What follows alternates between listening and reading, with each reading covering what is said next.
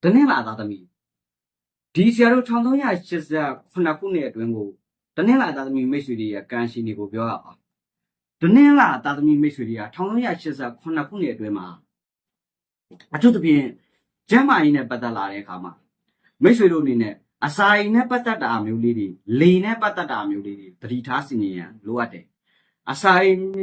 ်အောင်ခြင်းလေနဲ့ပတ်သက်တဲ့အရာလေးတွေကြောင့်ဝါရောနဲ့ပတ်သက်သောအရာလေးတွေမှာသတိပြုဆင်ခြင်ရမယ်ဒါအပြင်ရုပ်တရက်မထင်မှပဲကျမ်းမာရေးညံ့သွားပြီဆိုရင်မကောင်းတဲ့အတတ်ပညာတွေစုံအတတ်ပညာမကောင်းတဲ့အပညာရက်တွေနဲ့ပြူစားတိုက်ခိုက်ခံရတာမျိုးတွေဖြစ်တတ်တဲ့အတွက်တင်ညာတို့လူသေးတို့တုတ်တန်းတို့ခွေးတို့အစရှိတဲ့အရာလေးတွေအိမ်မက်မှန်ရင်တော့မိတ်ဆွေကိုမနာလိုသူတဦးတယောက်ကပြူစားတိုက်ခိုက်ရန်အတွက်ကြံရွယ်နေပြီလို့သတ်မှတ်ယူထားရမယ်။ဒါကြောင့်မလို့ဘာသာတရားများများပို့လို့တင်တယ်။ဒါပြီးတဲ့အခါနီးစက်ရဆရာတွေနားမှာဘာလို့ကြက်မှန်ညံ့နေတော့အဖြေရှာဖို့လိုအပ်ပါတယ်။ငွေချင်းနဲ့ပတ်သက်ရင်တော့တနင်္လာသားသမီးမိတ်ဆွေများဟာကို့ပါကိုဆိုကောင်းတယ်။သူများကိုရှီတာငားတာလေးတွေမှာသူများကိုပေးကမ်းလိုက်တာလေးတွေမှာအစုရှယ်ယာငွေချင်းနဲ့ပတ်သက်တာလေးတွေမှာတော့မိတ်ဆွေတို့အနေနဲ့တနင်္လာသားသမီးမိတ်ဆွေတွေဟာတတိထားဆင်ခြင်ရမယ်ကို့ဘာကတာကိုတော့ကံကကောင်းနေပေမဲ့တနင်္လာသားသမီးမိတ်ဆွေတွေကိုသူများကိုချီးလိုက်ငှားလိုက်တာမျိုးလေးတွေကြောင့်မိတ်ဆွေတို့အနေနဲ့ကိုယ့်ရဲ့ကံဟာညံ့သွားတာမျိုးလေးတွေအားနာရင်ခါပါတတ်တဲ့နှစ်ဖြစ်တဲ့အတွက်ကြောင့်မလို့ဖြစ်နိုင်ရင်ကိုယ့်ကိစ္စကိုတော့လုပ်ပါကိုယ့်ကိစ္စကိုလုပ်နေရင်လည်းမှာတော့မိတ်ဆွေတို့ဟာတနင်္လာသားသမီးတွေကဒီနှစ်ထဲမှာဆိုလို့ရှိရင်ဘာကိုလုပ်ငန်းတစ်ခုကိုလုပ်တဲ့အခါထက်တစ်ကြိမ်တလဲလဲလုပ်ရတတ်တာမျိုး repeat ပေါ့နော်ထပ်ခါလုပ်ရတတ်တယ်ဘာကိုဖြစ်နှစ်ခါလုပ်ရတာမျိုးနှစ်ကြိမ်လုပ်ရတာမျိုးသို့မဟုတ်နှစ်ကြိမ်ထပ်ပို့ပြီးလုပ်ရတာမျိုးအကျွေးတောင်းနေဆိုရင်လည်းတစ်ကြိမ်နဲ့တောင်းလို့မရရင်နှစ်ကြိမ်လောက်တောင်းတာမျိုးနှစ်ကြိမ်ထပ်ပို့ပြီးပြောဆိုတာမျိုးတွေမှာအောင်မြင်တိုးတက်နိုင်တဲ့နှစ်ဖြစ်တဲ့အတွက်1389ခုနှစ်အတွင်းမှာတနင်္လာသားသမီးမိတ်ဆွေတွေဟာဘာကိုဖြစ်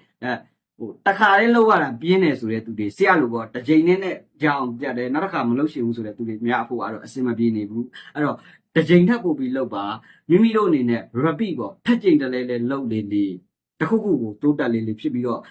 ရှော့ရှူရဖို့တော့ခတ်တယ်ဘာကိုဖြစ်ရီမန်းထားတဲ့ရီမန်းချက်တွေအဲ့တော့လွယ်နဲ့တော့အရှုံးမပေးနဲ့လှုပ်ဆောင်ရမယ်တနင်္လာသားသမီးတွေကဒါဟာပြင်မိတ်ဆွေတနင်္လာသားသမီးတွေကဒီနေ့ထဲမှာဆိုလို့ရှိရင်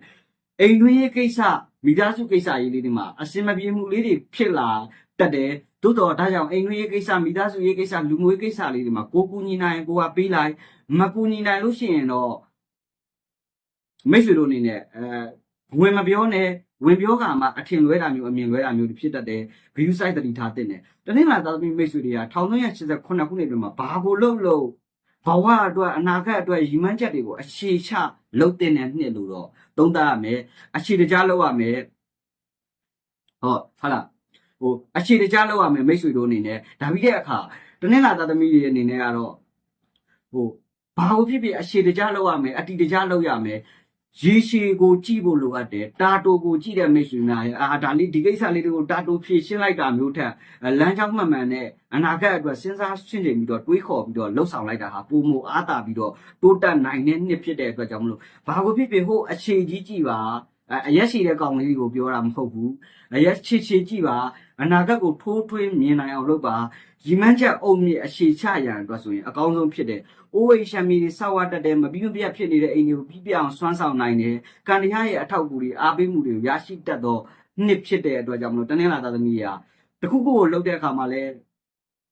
ဲပြောဆိုရတာတုံဆိုင်အားနာတတ်တယ်ပြီးတဲ့အခါတနင်္လာတွေဟာမိမိတို့အနေနဲ့ဒီနှစ်ဟာချွေချံချွေတာတင်သောနှစ်ဖြစ်ပြီးတော့ကိုယ်မှာရှိနေတဲ့အရာကိုဖြစ်နိုင်ရင်သူများမမြင်တာကောင်းတယ်ပစ္စည်းပြောက်တတ်တယ်ပတ်စံပြောက်တတ်တယ်သူများမြင်တဲ့ငွေတွေသူများမြင်တဲ့တန်ဖိုးရှိတဲ့ပိုင်ဆိုင်မှုတွေမှာမမြဲဖြစ်ရတတ်တာမျိုးတွေကြုံရတတ်တဲ့အတွက်ကြောင့်မလို့တော့ရွှေသားချွတ်ကြံနဲ့သူမသိအောင်သိမ့်ဆဲတူဝတ်တတ်မှာလားအောင်မြင်မဲ့မိတ်ဆွေဟောင်းပေါင်းတင်ဟောင်းတွေတောကပြီးတတ်တယ်လူယုံတွေသမီးသားဟောင်းတွေချစ်သူဟောင်းတွေတော့စိတ်တောကပြီးစရာဖြစ်ပါတယ်ခင်ဗျာတနင်္လာသားသမီးမိတ်ဆွေတွေဆိုရင်မိမိရဲ့ချစ်သူကြီးသားဟာစနေဆိုရင်တော့ဒီနှစ်ထဲမှာအိမ်အောင်မပြုတ်နဲ့မိမိရဲ့အိမ်အောင်ဘက်ဟာစနေသားသမီးဆိုရင်တော့တဦးနဲ့တူတယောက်နဲ့တယောက်နားလည်မှုတွေလွဲရတတ်တဲ့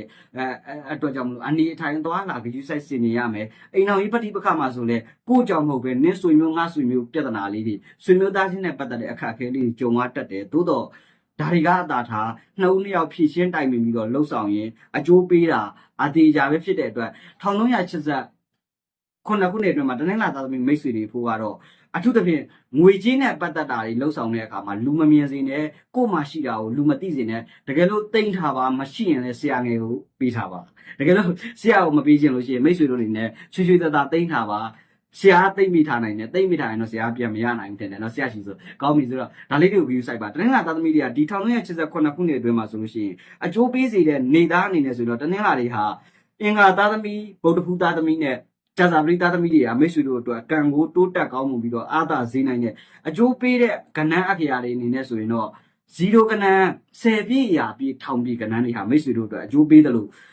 0ကဏ္ဍ5ကဏ္ဍတွေဟာလေမိတ်ဆွေတို့ရဲ့ကံကိုတိုးတက်နိုင်တယ်အကျိုးပေးသောအယောင်အနေနဲ့ဆိုရင်တော့စင်ဆွယ်ရောင်အစိမ်းရောင်အနီရောင်တွေဟာမိတ်ဆွေတို့ရဲ့ကံကိုတိုးတက်နိုင်တယ်ခင်ဗျာနော်ဒါအပြင်မိတ်ဆွေတို့အနေနဲ့ဘာကိုလှုပ်တော့မိတ်ဆွေတို့အနေနဲ့ဖြစ်နိုင်လို့ရှိရင်အပူရက်ကလေးတွေမှာမလုံးနဲ့22ရက်နေ့တို့17ရက်နေ့တို့ဒီလိုရက်လေးတွေမှာအရေးကြီးတဲ့ကိစ္စတွေကိုမပြုတ်မှုမဆောင်ရနဲ့အကျိုးပေးသောအရာလေးတွေကိုလည်းလှုပ်ဆောင်တဲ့အခါအရေးကြီးသောကိစ္စတွေကိုလှုပ်ဆောင်တဲ့အခါမှာလည်းနှုတ်ကတိမလွယ်နဲ့နှစ်ဦးတည်းနှစ်ယောက်တည်းခီးထွက်တာမျိုးလေးတွေအားနည်းစေတာကိုတော့မိတ်ဆွေတို့တေချာတဲ့ကျင်းတွေတတိပြုရလိုအပ်ကြောင်းထပ်လောင်းပြောလိုက်ပါရစေကောင်းပြီ1388ခုနှစ်အတွင်းမှာတနင်္လာသားသမီးမိတ်ဆွေတွေကိုစကားလေးကြံပေးရရင်1388ခုနှစ်အတွင်းမှာတနင်္လာသားသမီးမိတ်ဆွေတွေအဖို့ကတော့ဘာကိုဖြစ်ဖြစ်အရှိတကြားလှုပ်ဆောင်မှုလိုအပ်တယ်ဘာကိုဖြစ်ဖြစ်အပျော်မမှတ်နဲ့အပေါင်းအသင်းမိတ်ဆွေမမှတ်နဲ့ဖြက်လန်းနည်းနဲ့မလိုက်နဲ့မအောင်မြင်နိုင်ပါဘူးအလောင်းကစားကြောင့်ဘဝပြတ်တတ်တယ်အလောင်းကစားကြောင့်မချမ်းသာနိုင်ဘူးအဲ့တော့အလောင်းကစားတတိထားရမယ်ကြာစာပရိနန်တွေဖြစ်တဲ့ပပပမတွေဂယူဆိုင်ပါဒါအပြင်နောက်တစ်ချက်အနေနဲ့ကြာစာတနင်္လာသားသမီးမိတ်ဆွေတွေရဲ့ပို့ကတော့တတိထားစင်ကြရမှာတော့စကားလေးလက်ဆောင်တစ်ခုပါပဲလူငယ်များအပေါင်းပြည့်ကြောင့်ဂုံတက်နိုင်တယ်လို့အပေါင်းကြောင့်ဂုံပြတ်တတ်ပါတယ်ကျေးဇူးတင်ပါတယ်